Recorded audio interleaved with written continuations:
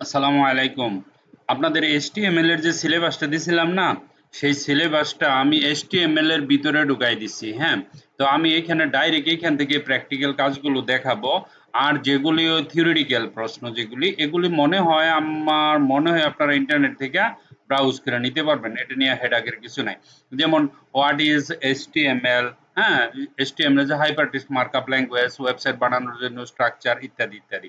Okay, who invent HTML first, এটা আমরা সবাই জানি, ঠিক আছে। Tim Berner, mister Lee. Okay, Berner, ঠিক আছে। তারপরে who, how to install VS code, how to install VS code. দেখেন, how to install VS code, এটা হচ্ছে ব্রাউজারে যেতে হবে আপনাকে। একটা ব্রাউজারে, এটা একদম ফ্রি, কোনো টাকা টোকা কিচ্ছু লাগে না। এখানে যাবেন, একটা ব্রাউজারে যাবেন, ইন্টারনেট ব্রাউজারে যেতে পারেন, কোনো এই ব্রাউজারে গিয়ে এখানে আপনি লিখতে পারেন BS code, BS code download. দেখেন এখানে লেখার সাথে সাথে আপনার বিএস কোড ডাউনলোডটা চলে আসবে, খালি নেক্সট নেক্সট করে আপনি ডাউনলোড দিয়ে দিবেন। এটা কোনো ব্যাপার না, একবারে সহজ জিনিস, সবাই জানে। Okay, what is the meaning of W? তিনটা ডব্লিউর মানে কি? হ্যাঁ, ওয়ার্ল্ড ওয়াইড ওয়েব। ওয়ার্ল্ড, সারা ওয়ার্ল্ড মানে জানেন পৃথিবীর। ওয়াইড, ব্যাপী, সর্বব্যাপী। ওয়েব মানে কি? ওয়েব তো জানেন, ওয়েব অর্থ হচ্ছে কি অনলাইনে যেটা ভাসমান কিছু জিনিস, ঠিক আছে।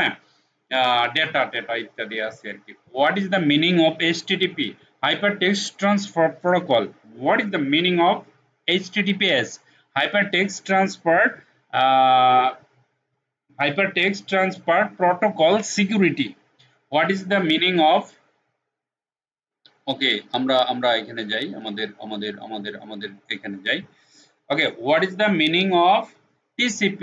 Transmission control protocol. অর্থাৎ আমরা যে ডাটা এক কম্পিউটার থেকে আরেক কম্পিউটারে পাঠাই, তার মধ্যে কিছু রুলস আছে, নিয়ম আছে। হ্যাঁ, আইপির মাধ্যমে যায়, সে আইপি গুলি গঠন, নেটওয়ার্কিং সাইটেও আপনাকে কিছু স্টাডি করতে হয়। আর না হলে তেমন কিছু না। টিসিপি মানে মনে রাখবেন, ট্রান্সমিশন কন্ট্রোল প্রোটোকল। অর্থাৎ কোনো, আমার কম্পিউটার আপনার কম্পিউটার থেকে কোনো ডাটা আরেকটা কম্পিউটারে যখন যায়, কিছু রুলস ফলো করে, কিছু নিয়ম ফলো করে, সেই নিয়মগুলোকে প্যাকেজ আকারে বলা হয় টিসিপি।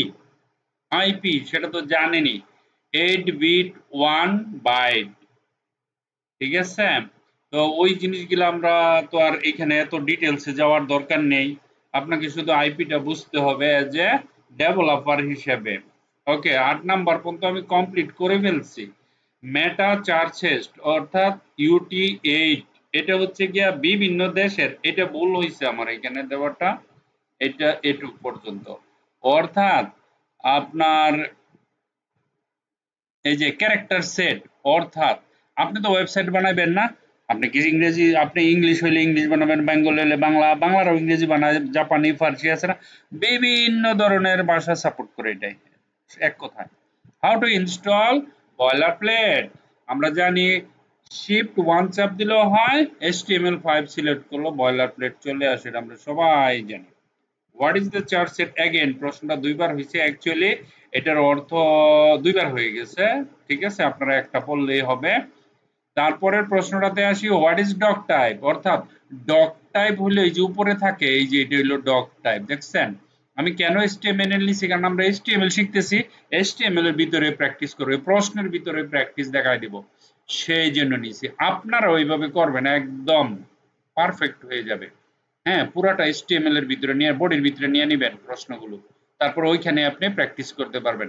অনেক মজার, দেখেন একেবারে সহজ। আপনি একদিনেই করুন, একদিনের দরকার নাই, আপনি 2-3 দিন ভাগ করে করেন, এটা পুরো কমপ্লিট সিলেবাস। আরো কিছু আছে আমি বাদ দিচ্ছি, দরকার নাই এতগুলো, যা দিছি এটি করলেই হবে।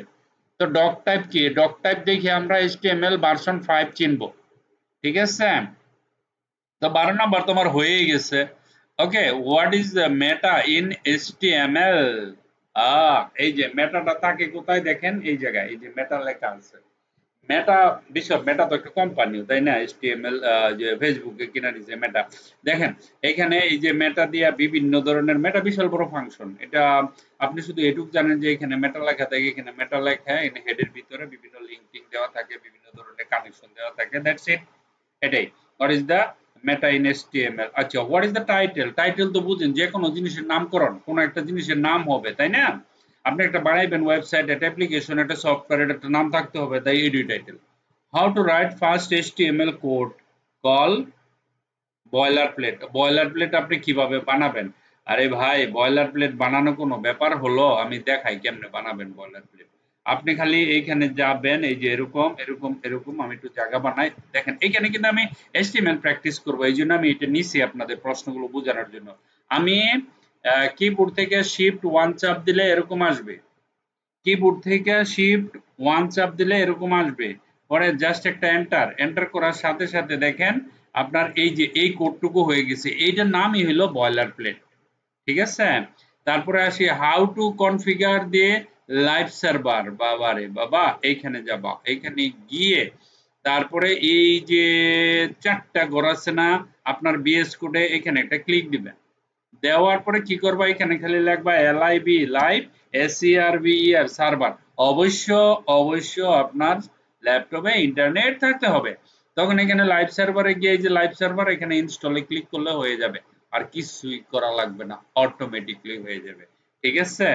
আমার এটা তো ইনস্টল করা অলরেডি আছে, সেই জন্য আমি দেখালাম এটা। ওকে, সো না পারার তো কিছুই নেই, একেবারেই সিম্পল একটা জিনিস, লাইভ সার্ভার কিভাবে ইনস্টল করতে হয়। ওকে, তাহলে আমরা লাইভ সার্ভার ইনস্টল করে ফেললাম। How to configure live server, how to, আচ্ছা আমি এটা একটু বড় করি, আপনারা হয়তো দেখতে পারতেছেন না। তারপরে হচ্ছে গিয়া how to configure live server, how to auto save HTML docs in VS Code। বাবা, এই জেনে যাবা VS Code এর মধ্যে এখানে অটো সেভ লেখা আছে, টিক মার্ক দিলে অটোমেটিক বারবার সেভ করা লাগবে না। Build a text program with H1। আমি এখন এইখানে প্রোগ্রামটা বানাবো, দেখেন এখানে যাবা, যাওয়ার পরে ওই যে বলছিলাম শিফট 1, আমি এটা দেখাইতে দেখাইতে আপনাদের সব মুখস্থ হয়ে যাবে, আপনাদের পার্সোনালি কিছু করা লাগবে না। দেখেন এখানে একটা ক্লিক করবেন, ক্লিক করার পরে আমি H1 দিয়ে একটা প্রোগ্রাম দেখাবো। H1, দেখেন এটা একটা heading, hello this is it Infotech student।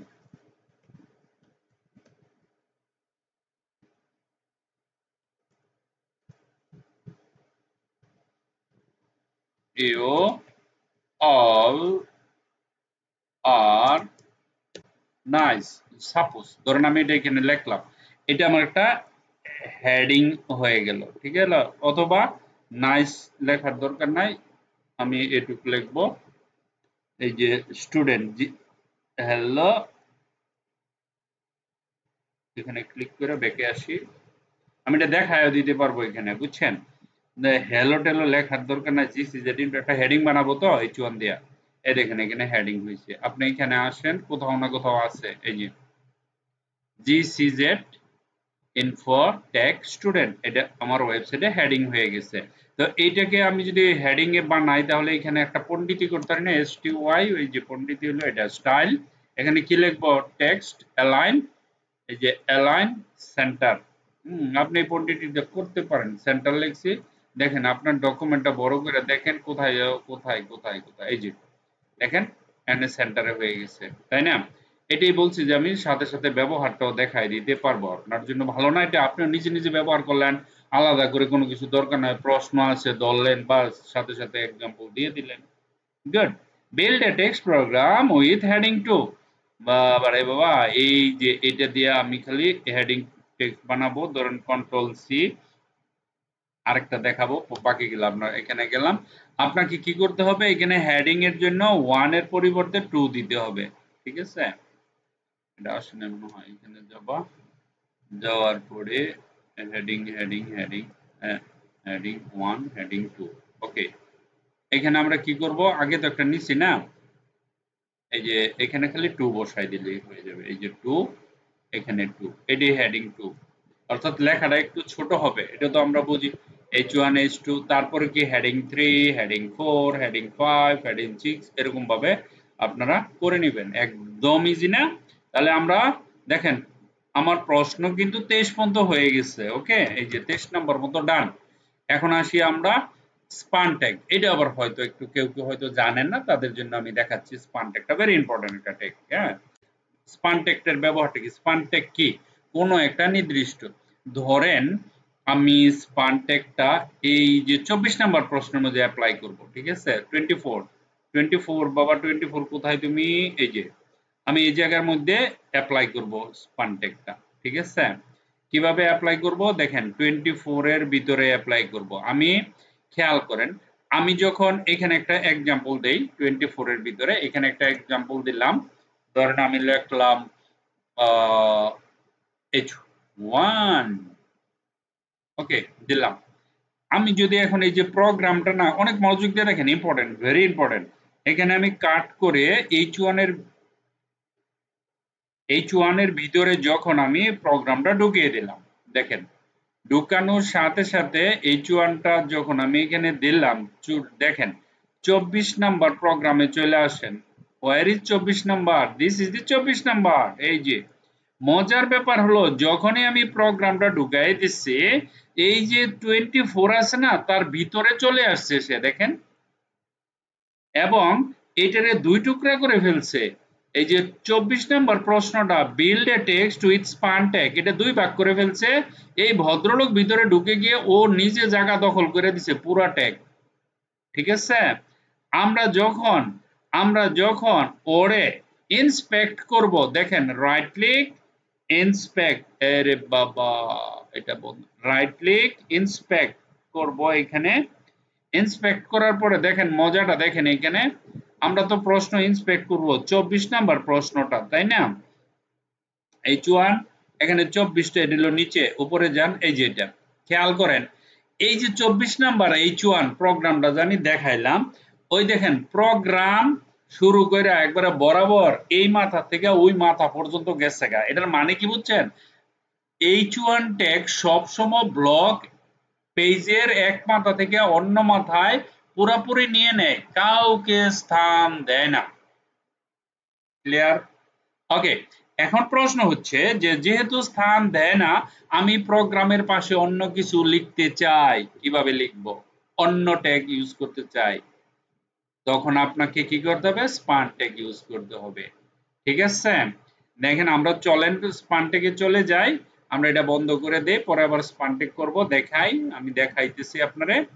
এখন আমি H1 এর পরিবর্তে এখানে ইউজ করব স্পান, SPAN, স্পান। যখনই আমি স্পান ট্যাগ ইউজ করছি, মজার ব্যাপার দেখেন, প্রোগ্রামটা ভিতরে চলে এসেছে। আমার প্রোগ্রাম কিন্তু এখানে যখন H1 ইউজ করছি, তখন সে নিচে চলে এসে প্রোগ্রাম কিন্তু একটা পুরা ব্লক বানাই দিচ্ছে, ঠিক আছে? একবার মাথায় ঢুকে গেলে সারা জীবন মনে থাকবে। ওকে, স্পান, কেন আমরা স্পান ইউজ করব? Why not H1? Good question.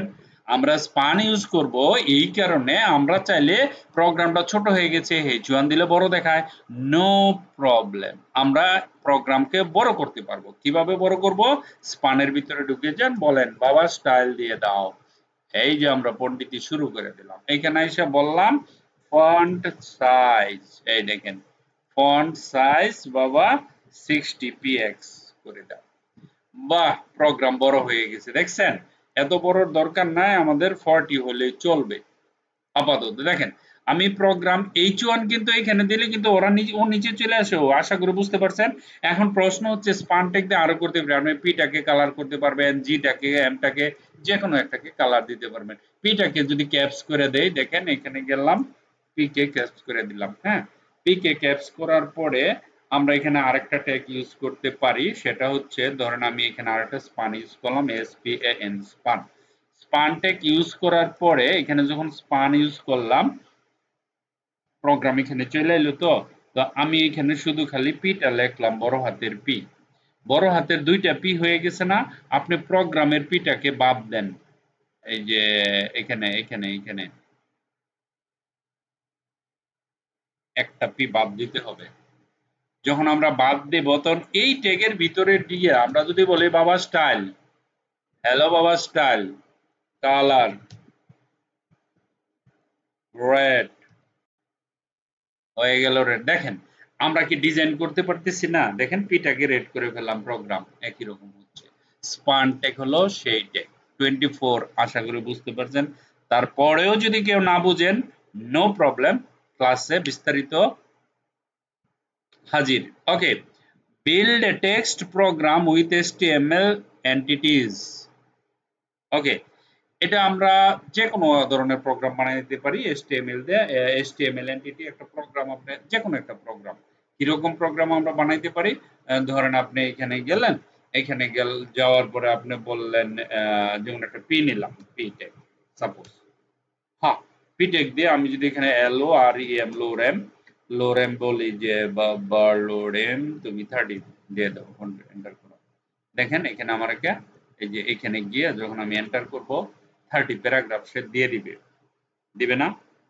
P enter, LOREM লোরেম 30 enter. দেখেন একটা প্যারাগ্রাফ সে দিয়ে দিচ্ছে এখানে। হ্যাঁ, এই যে আমি কাজটা ঘটনাটা ঘটাইলাম, হ্যাঁ, এখানে যে এই যে লোরেম দিয়ে যে একটা প্যারাগ্রাফ যে একটা হইল, হ্যাঁ, এটা কি হইল, একটা প্রোগ্রাম হয়ে গেল না? তো এরকমই আর কি, আপনি একটা প্রোগ্রাম বানাতে পারবেন।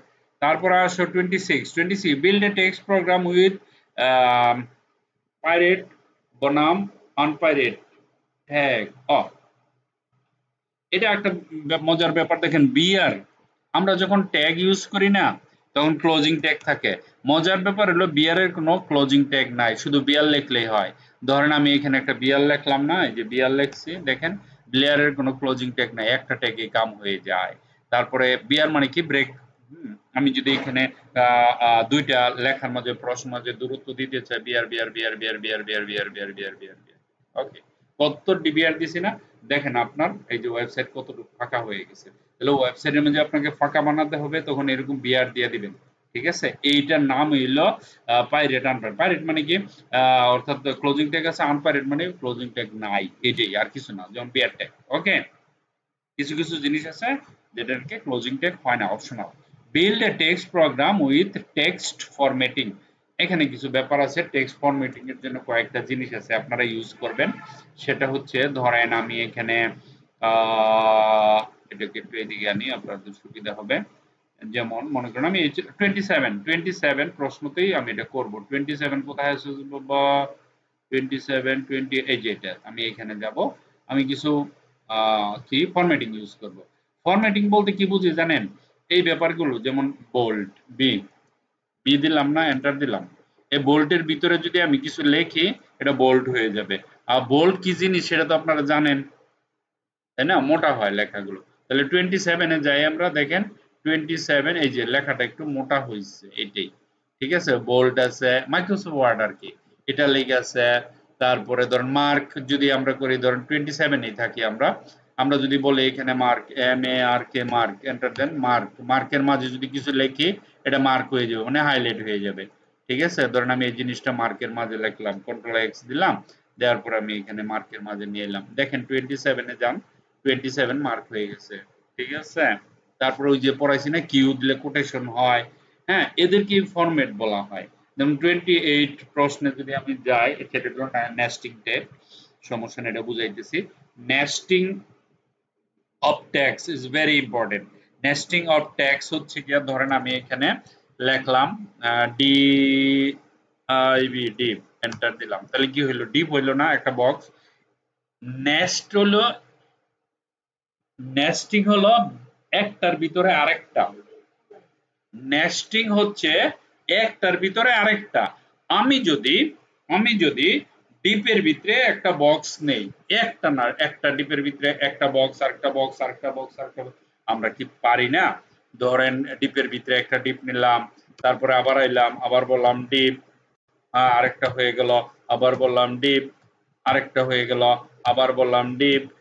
এই যে যা করছে এটি হলো নেস্টিং, সব নেক্সট। প্রশ্ন হলো যে স্যার এতগুলা ডিপ, তাহলে চিনবো কেমনে কোনটা কার ডিপ? আরে বাবা, আমাদের জন্য আইডি আছে, ক্লাস আছে, আমরা প্রত্যেকটার ভিতরে আইডি ক্লাস ধরে আলাদা আলাদা করতে পারি না? আই এম ড্যাম শিওর যে এই ভিডিওটা যারা দেখবে তাদের নিয়ে কোনো ধরনের কনফিউশন থাকবে না। HTML, শুধু HTML, আমি CSS এর কথা বলছি না, আমি HTML নিয়ে কথা বলতেছি। ওকে, 28 কিন্তু হয়ে গেছে। আপনারা ভয় পেয়ে যান যে এতগুলা প্রশ্ন, 30টা প্রশ্ন রে বাবা, 3 দিনে শেষ, 3 30 90। তাহলে 29 নম্বরে কি, build a text program with code indentation. আরে বাবা, কোড ইন্ডেন্টেশন আবার কি, সেটআপ প্রি টায়ার। আর দেখেন ইন্ডেন্টেশন কাকে বলে, এটা আছে এখানে দেখেন, আমি তো ডিপের ভিতরে ডিপ, ডিপের ভিতরে ডিপ নিচ্ছি তাই না, সেম জিনিসগুলা আমি এটার ভিতরেই দেখাই আপনাদের। দেখেন এখানে যখন আমি টাইপ করব, কি টাইপ করব, ধরেন আমি সরি কিসের আমি, এখানে ধরেন আমি টাইপ করলাম কন্টেইনার, কন্টেইনার, ঠিক আছে। তো কন্টেইনার এন্টার দিলাম, আচ্ছা ডট কন্টেইনার হবে, ডট CONTAINER কন্টেইনার এন্টার দিলাম, একটা কন্টেইনার হইল, ঠিক আছে। এখন খেয়াল করেন আমি এন্টার দেওয়ার পরে এইখানে আসলো, এইখানে একটু জায়গা বাকি না, হ্যাঁ এখানে আমি বললাম যে ডিপ, এন্টার দিলাম, দেখেন অটোমেটিকলি সে তার নিজে থেকে জায়গা ছেড়ে দিচ্ছে না, ডিপ মানে সিস্টেমটা কি হচ্ছে দেখেন ভিতরের দিকে চলে যাচ্ছে না, DIB ডিপ, নিচে নিচে হচ্ছে না কিন্তু, দেখেন DIB ডিপ, তারপরে এন্টার DIB ডিপ, দেখছেন এই যে সিস্টেমটা, এই যে সিস্টেমটা হইছে, ঠিক আছে। এটা আবার কি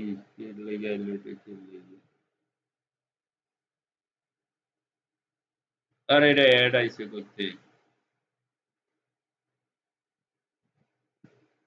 লে নাও মাথা খারাপ হইছে। ওকে দেখেন এই যে জিনিসটা এলো না, এটা এটাকে বলা হয় এই জিনিসটা, এটা build a text program with code indentation setup printer finish, লাগবে না। Okay build a text program with math and chemistry formula sub and sup. আরে বাবা রে বাবা, ওকে সাপ এন্ড সুপ মাইক্রোসফট ওয়ার্ডে পড়ছি না, সাপ অর্থ নিচে, সুপ অর্থ উপরে।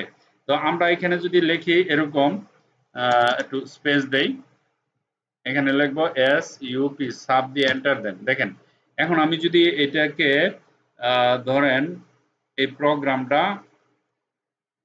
এই যে প্রোগ্রাম ধরেন এখানে লেখা আছে, এরকমও হতে পারে, ধরেন এই অংশটুকু আমি কাট করি, না কাট করবো না, ধরেন পুরোটাই নেই, কন্ট্রোল X দিয়ে কাটলাম, এখানে যদি লিখি, আমরা ওয়ার্ডে শিখছি ওই যে উপরে স্কোয়ার দেয়, যে নিচে যায়, যে পানি, কত কিছু শিখলাম না। রাইট ক্লিক করেন, ওপেন উইথ লাইভ সার্ভারে যাই, আমরা দেখি ঘটনাটা কি, কত নম্বর প্রশ্ন করছি এটা, সাবসুর 30 নম্বর লাস্ট প্রশ্নটা যেটা, 30 নম্বর কোথায় আছো দেখি, 30 30 30 30 30 29 30 নম্বর, এই যে প্রোগ্রাম দেখছেন উপরে উঠে গেছে, এটা হলো গিয়ে উপরে উঠা যায়, হ্যাঁ সাব, আর সাপ মানে উপর ওঠা, সুপ মানে নিচে, সাপ সুপ, কই প্রশ্ন কই আমি দেখি, কেমিস্ট্রি ফর্মুলা সাপ SUP, সাপ আর SUB সুপ, সুপ মানে নিচে।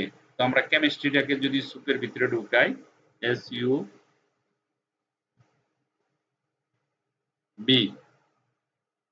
এন্টার, ওকে।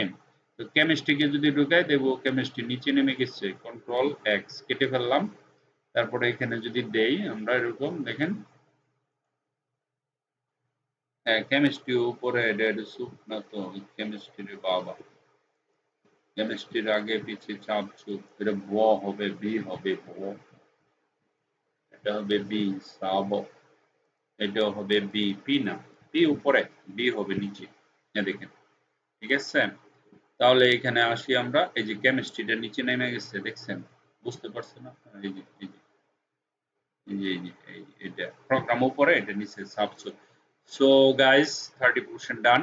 আমি বলছিলাম যে 30 কোশ্চেনের ভিডিও দিব, এইটাই আপনাদের লিখতে দিছিলাম, আল্লাহ কত কিছু শুনলাম, কেমনে কি পরীক্ষা দিব। আচ্ছা যাক, এই যে ডান, 30টা প্রশ্ন আমি কমপ্লিট করে দিলাম। এইভাবে প্র্যাকটিক্যাল কইরা পরে আমাকে জমা দিতে হবে। প্রত্যেকটার ব্যবহার, প্রত্যেকটা প্রশ্নে HTML ওপেন করবেন, ওপেন করে এই জিনিসগুলো বানাইতে হবে, নিজেরা নিজেদের মতো খেলবেন, নিজেরা নিজেদের মতো করে বানাবেন। কোডিং মুখস্থের জিনিস না, আপনার ব্রেন থেকে বেরিয়ে আসতে হবে, কেমনে সুন্দর করতে হয় সেইভাবে কোড নিয়ে একদম একদম একদম বেসিক থেকে শিখলাম একেবারে। মনে করেন ক্লাস 2 এর বাচ্চাও ইচ্ছা করলে HTML দিয়ে ওয়েবসাইট বানাতে পারবে যদি এই ব্যাপারগুলো সে নিতে পারে। ঠিক আছে? So guys, thank you very much for watching this video. Bye by.